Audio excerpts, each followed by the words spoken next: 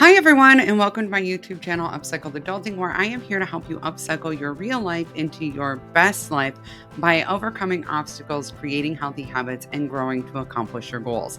And we are wrapping up our stress focus here at Upcycled Adulting. So today I want to talk about what happens after stress and how to best cope with that. Now, I know some of you might be feeling a long ways off from this, but that doesn't mean that you should not be watching, because the more that you know about this, the better job you can do preparing for that after stress time and really being prepared and doing the right things, or these important things to support yourself, will help set you up for future success.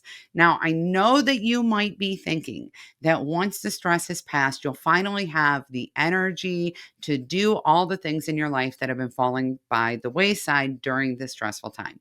You might be feeling like you will be refreshed and overjoyed. You'll be like, yay, I'm so excited because I'm finally through that stressful time. But in reality, that is not what happens. And so today I'm going to share what does happen, why it happens, and how you can best transition from your stressful time to your more peaceful time with the best possible outcomes. Because let's face it, that's what we all want. We all want for our lives to be as peaceful as possible, as intentional as possible, and for them to feel really good and amazing, for ourselves to feel really good and amazing. And there are definitely some things that you need to do and can do to make that happen. Now, for those of you who don't know, who maybe are new here and you don't know me, my name is Cassie Feld, and I have 5 children. Yes, 5. 2 of my kids have special needs, and we went through as a family what I call, all lovingly now, the 7 years of hell. This was a period of time where 3 of my children almost died, were hospitalized, were in intensely critical situations, whether that be related to mental health or substance use disorders, eating disorders, all sorts of really complicated stuff happening in our family. We have a blended family, and my 3 oldest children have a lot of early childhood trauma from their previous family situation, but always lived in our house. So it was quite a trying time for our family. During this time, rather than addressing my stress, I went full head forward into it, with all kinds of anxious thinking and extreme challenges with things like sleeping, which is where I learned a lot of what I know now about stress. I ended up crashing, went through burnout, and had to find a way to readdress my stress, because in this time period, I became really, really sick. I was first diagnosed with cancer, which was surgically addressed, and then diagnosed with an autoimmune condition that's a chronic condition that I'm still managing today. So I know a thing or two about stress, and I know a thing or two since then about how to cope with life stressors and how to transition back into a time of peace. Because the reality is, no matter how equipped you are to deal with stress, stress will happen. Life will happen. You will have deadlines at work. You will have peopling issues, right? Where the people in your life are creating stress. Just the other day, my aunt told me that her life would be so much more stress free if she could just control what all the people around her do, the choices that they make, and all of the behaviors that they put out there. She would just have such an easy life. And I have to tell you that most of us feel that way, but unfortunately, that's not true. The only person you can control, of course, is you, which we're going to be talking about in the next few weeks. But for right now, let's talk about how we transition from a high stress period to a lower stress period in the best possible way, and what's really going on for you. So, the first thing I want to talk about is what's happening to your body when you are stressed. Now, I've touched on this a little bit before, but I really want to get into it here because it's important to understanding what needs to happen to smoothly transition out of stress. When you are experiencing stress, especially chronic stress or episodic stress, where you have multiple stressors, just bam, bam, bam, back to back, right? What happens is your cortisol levels rise, your dopamine levels rise so that you have the motivation that you need to address the stressor and to stay addressing that stressor, and your immune system gets fired up. Now, these things happen because back in the day, in early human times, our stressors were things like bears chasing us through the woods, right? And so, what we needed to be able to do was survive that. We might have stress of a plague or a famine, and we needed to be able to survive that. So, our bodies put into place these survival mechanisms that make our immune systems work really hard, that increase anti-inflammatories. So when you're running, for example, from the bear, if you cut yourself or hurt yourself, it will swell and it will heal more quickly, things like that. And this matters. This is important and it's helpful for your body. And while it can be difficult to see this, it's actually a good thing. The only problem is when we are at elevated stress levels for an extended period of time, we have these chemical reactions going on in our bodies throughout that period. And when that stressor is no longer present, we tend to be going here and then it's like, boom, right off a cliff. And when we go off that cliff, our immune system slows down. We have less anti inflammatories in our body, and our dopamine levels decrease. This is a recipe for disaster. And what people usually refer to this as is letdown. During letdown, you may notice that you feel incredibly fatigued. You have almost no motivation, maybe even none whatsoever. You may also experience pain in your body or illness or flare ups if you have a chronic illness like I do. This is caused by the decrease in all of these stress hormones in your body. The best way to prevent this is to give your body a more gradual transition. And we can do that by introducing lower level stressors. Some of these lower level stressors include things like exercise. And now don't worry, I don't mean intense, rigorous exercise. I just mean 5 to 7 minutes a day where you're physically more active than you usually are.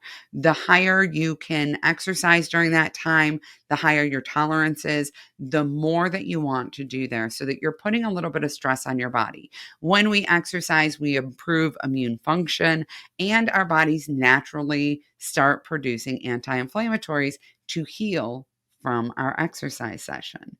You may also want to make sure that you are doing things that are mentally challenging.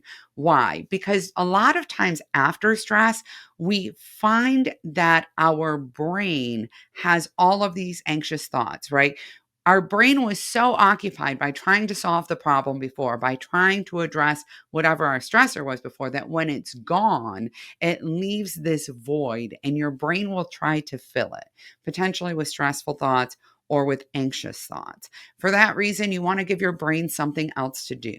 That may mean playing chess or playing Scrabble, doing crossword puzzles or Sudoku, any kind of problem solving that you can put your mind to is a good idea to keep it busy. This is also really helpful for pre-stress. If you are a person who before the stressor, you start to have anxious thoughts or you start perseverating or you get hypervigilant, keeping your brain challenged and active is going to help reduce those thoughts. And that's really important.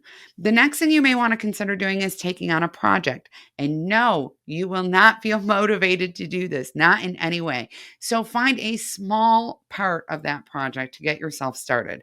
Projects generally take some physical demand and some mental demand, and that can help you to transition more gradually into a more stress-free situation. It can also help you to get a little bit caught up. The most important thing here is you want to start with something super small, something that can be done in 2 minutes or less, something that is really approachable for you. So, for example, if your laundry has been backing up through this project time or through this stressful time, then maybe the first thing you want to do is just collect it. That's it. You're just going to collect your laundry and put it all in one place. Count that as a win. We want to be really mindful of keeping our accomplishment journals during this time. Every single day, we want to write 3 to 5 things that we've accomplished that day, even if the only thing we accomplished is getting out of bed. That counts. It's important to do this because there are two primary times when you produce dopamine. One is at the outset of a challenge or when you're starting out to accomplish a goal. And the second is when you have accomplished it, when you've accomplished something, right? You get these spikes in dopamine. And because you had an elevated dopamine level during your stress, now you're going to have a dip. What you want to do is find ways to bring that level back up so that you'll have more motivation. The easiest and fastest way to do that is to set out to do something very small, to do it, and to give yourself credit for it. That will cause your body to produce dopamine. Now, for those of you who are like, I just feel so lazy, I feel so undisciplined, why can't I just make myself do it? The reason you can't make yourself do it is because motivation is caused by a chemical reaction in your body. Just like stress is so much more than just a feeling, it's a bunch of chemical things happening in your body. So is motivation. And the biggest motivation chemical in your body is dopamine. So that's why we want to make sure we do this. That's going to help us increase or rebound our motivation levels so that we can start doing some of the things we need to do.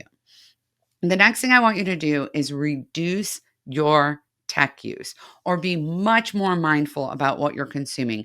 With your mind no longer having this stressor that you have been dealing with in there, it may seek another stressor. It's going to seek to, remember, fill that new cleared space, right? Where the stressor previously was sitting. And sometimes we naturally will gravitate toward other things that are stressful. That's why it's really important at this time to reduce your social media and tech use, to consider avoiding things like the news or any kind of arguing online. It's also important at this time to avoid content related to conspiracy. Your brain is a lot more vulnerable during this time, and getting sucked into some stressful conspiracy theory is a lot more likely right now than at other times. So we want to really avoid that. We want to be careful about our exposure so that we have time to really recover from our stressor rather than introducing a new one altogether. The last and final thing that needs to be focused on during this letdown period is sleep. A lot of times when we go through stressful periods, we don't sleep as much as we really need to. Let's be honest, or our sleep is interrupted or disrupted. So, what we want to do is make sure that we're getting at least 8 hours of sleep, meaning at least in the mid range of how much sleep you need. If you generally need 5 to 7 hours of sleep, make sure that you're getting at least 6 hours a night. Everyone's body is a little bit different. Whenever I talk about sleeping 7 to 9 hours, people are always like, oh, Cassie, I don't need that much sleep, or oh, I need more. It does not make you lazy if you're a person whose body needs 10 hours of sleep, and it doesn't make you heroic if your body needs 5. That's just what your body uniquely needs. And we need to stop shaming ourselves about the amount of sleep that we need to feel our best. Ensure that you're getting enough sleep, maybe even a little extra sleep, especially as I'm recording this, it's fall. Most of the time, we need more sleep in the winter, anyways. That's part of human biology. But you want to be getting some extra sleep, make time for that extra sleep, and do not punish yourself for it. Your body is in recovery. So you need it. Stress is incredibly difficult for your body to deal with, especially long-term stress. And seeing it as more similar to an illness or something like that that you would have to recover from and you would need extra rest will hopefully give you the opportunity to give yourself some grace about the amount of sleep you may need in these days. So give yourself credit for it. And by the way, there is no shame in writing in your accomplishment journal that one of your accomplishments for the day was actually sleeping the amount of time you needed. Because for some of us, that really is a huge accomplishment, not pushing yourself to skimp on sleep. This is very unlikely to be a productive time in your life, and that's okay. The most important thing here is that we want to come out of our high stress state as healthy as we possibly can, transition into our lower stress state as best we can, so that we have that recovery time we need. This is not a time to focus on hustling, to add more things to our plate, or to be uber productive. You will not be able to long term withstand that. And if you lean into that as your way of coping, because now you feel like you have so much time and you're going to force yourself to do all of these things, what you will end up doing is either creating almost an addiction type cycle to your own stress hormones or burning out. And eventually, in high stress, no matter what you do, you will burn out, because your body and brain know that there's only so much time that your body can tolerate those elevated stress hormone levels before you're going to start seeing illness or seeing mental health issues and things like that. So we want to make sure that we don't do that. Burnout takes years to recover from. So take the time to prioritize caring for yourself well during letdown. Take the time to prioritize transitioning into a lower stress state in a way that is healthy and supportive of your mental and physical health. Don't forget to subscribe to this channel. I'm going to be digging deep into fear, self-discovery, building your future and goals in the coming months, and you don't want to miss a single thing. I will see you soon. Bye, everyone.